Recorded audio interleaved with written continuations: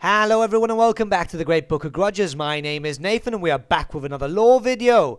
Today's topic are the massive winged creatures of the Warhammer world. Of course I'm talking about dragons, so without further ado, let's begin. Dragons are a race of large, flying, fire-breathing reptiles which are highly intelligent and extremely powerful. They are primeval creatures which roamed the skies of the Warhammer world long before the Old Ones had arrived. Dragons are greatly feared in the battlefield, as even younger and lesser powerful dragons are more than capable of destroying entire armies and setting fleets and cities aflame. While a feral dragon is terrifying enough, it is far more devastating when under the control of a rider, able to pull off far more civilized war tactics in the midst of the battle. Once, there were almost an uncountable number of dragons, but as the passage of time went on, their numbers started fading away, with many of them being hunted down by many races throughout the Old World. Blood dragon vampires also actively hunt down dragons, as they have found that the blood of a dragon cures their vampiric curse. Because of this, most dragons have retreated away from civilization, taking refuge in distant mountains and deep caverns beneath the earth. There the dragons slumber and dream of days gone past, unaware or perhaps not caring about the current affairs of the Warhammer world. It used to be that the dragon princes of Caledor would each ride a dragon into battle, but due to the dwindling numbers of the dragons, less and less dragon priests are able to ride the dragon into battle, with dragon priests now more typically riding elven warhorses into battle. However, the most skilled, experienced, and worthy of the dragon priests still ride dragons into war. A dragon's sleep is deep, and over time it is proven more and more difficult to rouse them from their deep slumber.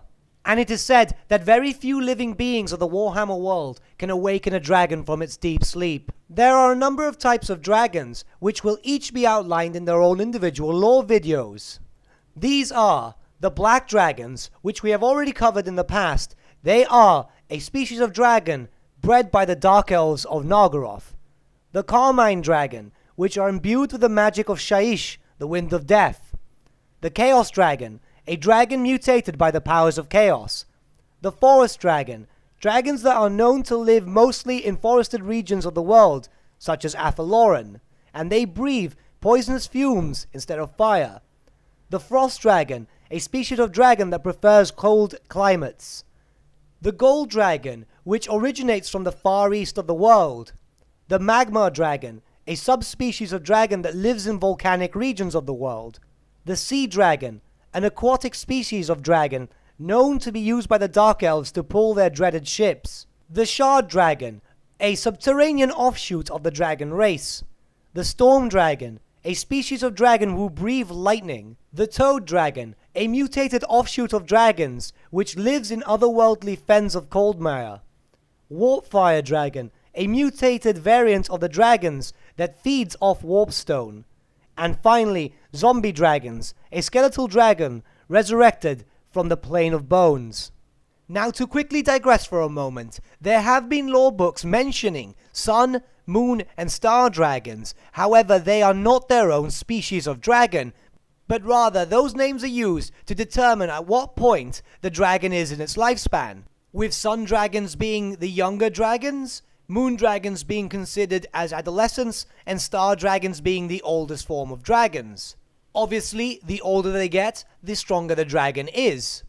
Previous lore books used to refer them as dragons, great dragons, and emperor dragons, instead of sun, moon, and star. In ages past, when a dragon is close to death, they would typically fly to a location known as the Plane of Bones to die. Naturally, this created a huge cemetery filled with the skeletons of various dragons of various breeds. However, since the coming of chaos, some of those skeletons were reanimated as undead monsters, and the dragons, now knowing of this, would no longer go there to die. I wanted to highlight the Plane of Bones at the end of the video, as I do want to create an individual lore video regarding that specific area. And that hopefully should be coming out within the coming weeks. And with that, my friends, we have come to the end of our lore video. Thank you so much for watching. Might I suggest giving the video a like, as it really does help the channel out. If you'd like to keep up to date with all my postings of Let's Plays, guides, and lore videos, may I also suggest subscribing to the channel, as it will keep you up to date with everything. And finally, if you do have a request for a specific lore video, might I suggest leaving a comment, as I do tend to take these into consideration, and I'm always happy to take a request. Once again, thank you so much for watching, and I'll see you all again soon. Until then, adios.